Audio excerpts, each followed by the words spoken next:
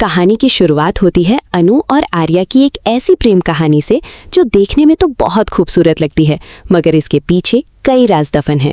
अनु एक बहुत ही मासूम और मेहनती लड़की है जो आर्या के ऑफिस में काम करती है और धीरे धीरे आर्या उसकी सादगी का दीवाना हो जाता है। मगर दुख की बात यह है कि जहां एक तरफ शादी की खुशियां मनाई जा रही हैं, वहीं अनु के माँ बाप अंदर ही अंदर टूट रहे हैं क्योंकि उनके पास बेटी की शादी के लिए बिल्कुल पैसे नहीं हैं। वो लोग बैंकों के चक्कर काट रहे हैं और पर्सनल लोन के लिए गिड़गिड़ा रहे हैं ताकि आर्या जैसे बड़े इंसान के परिवार के सामने उनकी नाक ना कट जाए। आर्या ऊपर से तो बहुत सपोर्टिव दिखता है, मगर उसकी आंखों में एक ऐसी चमक है जो इशारा करती है कि वो अनु से नहीं बल्कि उसके अंदर छुपी किसी पुरानी याद से प्यार करता है, जो आगे चलकर पूरी कहानी को पलटने वाला है। जैसे जैसे शादी के दिन करीब आते हैं, मीरा की जलन और नफरत हद से ज्यादा बढ़ जाती है। मीरा को लगता है कि अनु ने आर्या की दौलत देखकर उसे अपने हुस्न के जाल में फंसाया है। वो ऑफिस के सभी लोगों के सामने अनु को जलील करती है और उसे गोल्ड डिगर कहती है, मगर अनु अब पहले जैसी कमजोर लड़की नहीं रही। अनु पलटकर मीरा को मुंह तोड़ जवाब देती है और कहती है कि उसका और आर्या का रिश्ता सिर्फ साफ दिल और सच्चे प्यार पर टिका है, जिसे मीरा जैसी औरत कभी नहीं समझ पाएगी। इस बीच जलंधर नाम का दुश्मन मीरा के पास हाथ मिलाने आता है। वो अपना विजिटिंग कार्ड छोड़कर जाता है और दोनों मिलकर एक ऐसा प्लान बनाते हैं जिससे ये शादी कभी हो ही ना सके। वहीं दूसरी तरफ हर्ष का राज भी सामने आने लगता है कि वो आर्या का सगा भाई नहीं है बल्कि राजनंदिनी का भाई है, जिसे आर्या ने सिर्फ एक मुखौटा बनाकर अपने पास रखा हुआ है। कहानी में सबसे बड़ा ट्विस्ट तब आता है जब हमें पता चलता है कि अनु दरअसल राजनंदिनी का ही दूसरा रूप है। जिस दिन राजनंदिनी की मौत हुई थी, ठीक उसी दिन और उसी पल अनु का जन्म हुआ था, जो इस बात का सबूत है कि राजनंदिनी अपना बदला लेने या अपनी अधूरी कहानी पूरी करने वापस आई है। गायत्री, जो राजनंदिनी की असली माँ है, वो अनु को देखकर हमेशा इमोशनल हो जाती है, मगर उसे ये नहीं पता कि उसकी अपनी बेटी ही उसके सामने खड़ी है। इस बीच आर्या का भूतकाल दिखाया जाता है, जहाँ वो दिखता तो शरीफ है मगर असलियत में वो एक शातिर खिलाड़ी है। जलंधर अब अनु को किडनैप करने की पूरी तैयारी कर चुका है, मगर उसे ये नहीं पता कि इस खेल में एक और शख्स की एंट्री होने वाली है जो आर्या के परिवार का असली चश्मदीद गवाह है और जो आर्या की असलियत का चिट्ठा खोलने के लिए तड़प रहा है। फाइनली शादी का मंडप सज चुका है और फेरों की रस्म शुरू होने ही वाली होती है। तभी आर्या का असली सगा भाई कहानी में एंट्री लेता है। ये वही शख्स है जिसे दुनिया मर चुकी समझती थी, मगर वो जिंदा है और उसका मकसद अनु को नुकसान पहुंचाना नहीं बल्कि उसे आर्या के चंगुल से बचाना है। आर्या का भाई जानता है कि आर्या ने अपने असली माँ बाप और परिवार के साथ कितनी बड़ी गद्दारी की थी और उन्हें बर्बाद करके राजनंदिनी के परिवार पर कब्जा किया था। इससे पहले कि जलंधर अनु को उठा ले जाता, आर्या का असली भाई मंडप से अनु को गायब कर देता है। जब सब लोग परेशान हो जाते हैं, तब वो अनु को एक सुनसान जगह ले जाकर आर्या के सारे काले करतूतों के सबूत दिखाता है। पार्ट 40 के खत्म होते होते अनु के होश उड़ जाते हैं जब उसे पता चलता है कि जिस मसीहा से वो शादी करने जा रही थी, वो दरअसल एक ऐसा शैतान है जिसने अपनी ही पहचान झूठ की बुनियाद पर खड़ी की है। अब अनु के सामने सबसे बड़ा सवाल है, क्या वो वापस मंडप जाएगी या आर्या को उसकी असली जगह पहुंचाएगी। जब आर्या का असली भाई अनु को उस पुरानी हवेली में ले जाता है तो वहां की दीवारों पर लगे पुराने फोटो देखकर अनु के पैरों तले जमीन निकल जाती है। वो देखती है कि आर्या ने कैसे अपने ही सगे भाई और माँ बाप को एक हादसे में मारने की कोशिश की थी ताकि वो उनकी सारी जायदाद हड़प सके और एक नई पहचान के साथ राजनंदिनी के अमीर परिवार में दाखिल हो सके। अनु को यकीन नहीं आता कि जो आर्या उससे इतनी मोहब्बत का दावा करता था, वो इतना बड़ा कातिल और धोखेबाज हो सकता है। उधर मंडप में आर्या पागल हो चुका है। वो अपने गार्ड्स को हुक्म देता है कि पूरे शहर की नाकेबंदी कर दी जाए और अनु को जिंदा या मुर्दा ढूंढ कर लाया जाए। आर्या को डर है कि अगर अनु ने उसके भाई की बात मान ली तो उसका सालों का बनाया हुआ झूठ का किला पल भर में ढेर हो जाएगा और इसी खौफ में वो अपने असली राक्षस रूप में बाहर आ जाता है। जलंधर और मीरा जब देखते हैं कि उनका प्लान फेल हो गया और कोई तीसरा ही अनु को ले गया, तो वो दोनों और भी खतरनाक हो जाते हैं। मीरा अब आर्या के सामने हमदर्दी का नाटक करती है ताकि वो उसका भरोसा जीत सके और फिर से उसकी जिंदगी में जगह बना सके, मगर जलंधर को लगता है कि ये सही मौका है आर्या को ब्लैकमेल करने का।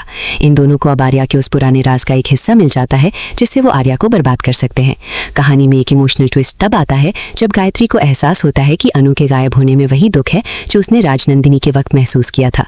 अनु अब छुप छुप कर अपने माँ बाप से मिलने की कोशिश करती है, मगर वो देखती है कि आर्या ने उनके घर पर पहरा बिठा दिया है और उन्हें धमका रहा है कि अगर अनु वापस नहीं आई तो वो उनका बुरा हाल कर देगा। जैसे जैसे दिन बीतते हैं, अनु को राजनंदिनी के भूतकाल के धुंधले ख्वाब आने लगते हैं। उसे याद आने लगता है कि कैसे आर्या ने राजनंदिनी को पहाड़ी से धक्का दिया था और उसे मरते वक्त आर्या की आंखों में वही नफरत दिखी थी जो आज वो मंडप में देखकर आई है। अनु को समझ आ जाता है कि उसका दोबारा जन्म सिर्फ एक इत्तेफाक नहीं बल्कि एक मकसद है, आर्या को उसके पापों की सजा दिलाना। अनु अब डरने के बजाय लड़ने का फैसला करती है और आर्या के भाई के साथ मिलकर एक ऐसा जाल बुनती है जिसमें आर्या खुद ही फंस जाए। वो वापस आर्या के पास जाने का नाटक करती है और कहती है कि उसे किडनैप किया गया था और वो डर गई थी। आर्या खुश हो जाता है ये सोचकर कि उसका राज अब भी महफूज है, मगर वो ये नहीं जानता कि उसकी मौत अब उसके अपने ही घर में दाखिल हो चुकी है। अब कहानी अपने सबसे बड़े क्लाइमैक्स की तरफ बढ़ती है, जहां अनु आर्या के घर में रहकर एक एक करके उसके सारे राजों को गायत्री और हर्ष के सामने लाने लगती है। वो ऐसी चीजें करती है जो सिर्फ राजनंदिनी को पता थी, जिससे आर्या अंदर से कांपने लगता है और उसे लगने लगता है कि राजनंदिनी का भूत वापस आ गया है। मीरा और जलंधर भी इस खेल में उलझ जाते हैं और आखिर में एक बड़ी पार्टी के दौरान सबके सामने एक वीडियो क्लिप प्ले होती है जहां आर्या अपने गुनाह कबूल कर रहा होता है। आर्या का असली भाई पुलिस के साथ वहां पहुंचता है और आर्या को घेर लेता है। आर्या आखिरी कोशिश करता है अनु को मारने की, मगर इस बार अनु के साथ राजनंदिनी की शक्ति और उसके परिवार का आशीर्वाद होता है। आर्या को बेड़ियां पहनाई जाती हैं और अनु अपने माँ बाप के पास वापस लौट जाती है। मगर ये कहानी अभी खत्म नहीं हुई है, क्योंकि जलंधर अब भी बाहर आजाद है और एक नए बदले की आग में जल रहा है। आर्या जेल जाने के बाद भी चैन से नहीं बैठता और अपने पैसों और पावर के दम पर वहां से बाहर निकलने की साजिश रचता है। उधर अनु अब सिर्फ एक मासूम लड़की नहीं रही, वो आर्या की हर मूव को पहले से ही भांप लेती है। अनु अब आर्या के बिजनेस अकाउंट्स को हैंडल करने लगती है और गायत्री माँ का पूरा भरोसा जीत लेती है ताकि वो आर्या की इलीगल प्रॉपर्टीज का सारा सच निकलवा सके। इस बीच मीरा, जो अब तक आर्या की तरफ थी, वो देखती है कि आर्या बर्बाद हो रहा है, तो वो पलटकर अनु से हाथ मिलाने की कोशिश करती है, मगर अनु जानती है कि मीरा एक सांप की तरह है जो कभी भी डस सकती है।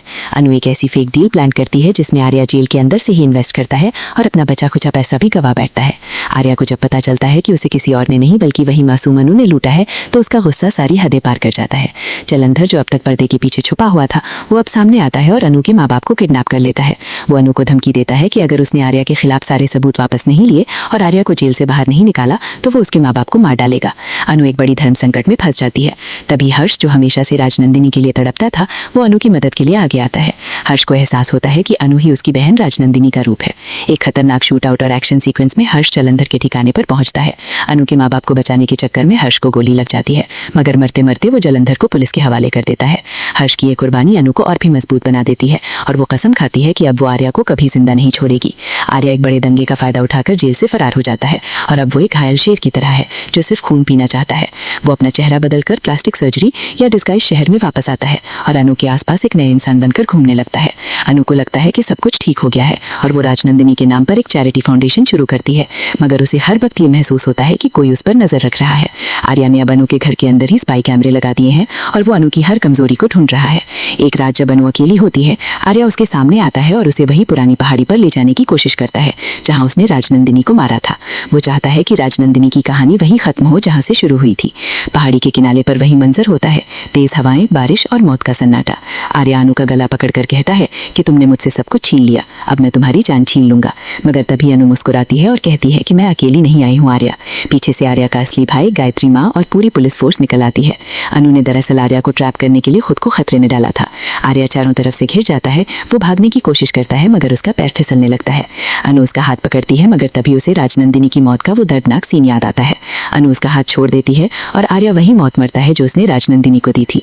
कहानी का अंत होता है जब अनु गायत्री माँ और अपने परिवार के साथ खुशी खुशी रहने लगती है और राजनंदिनी की आत्मा को आखिरकार शांति मिलती है। मगर आखिरी सीन में दिखाया जाता है कि मीरा अब भी जिंदा है और वो आर्या की डायरी पढ़ रही है जिसमें एक और बड़ा राज छुपा है जो शायद सीजन 2 की शुरुआत होगी।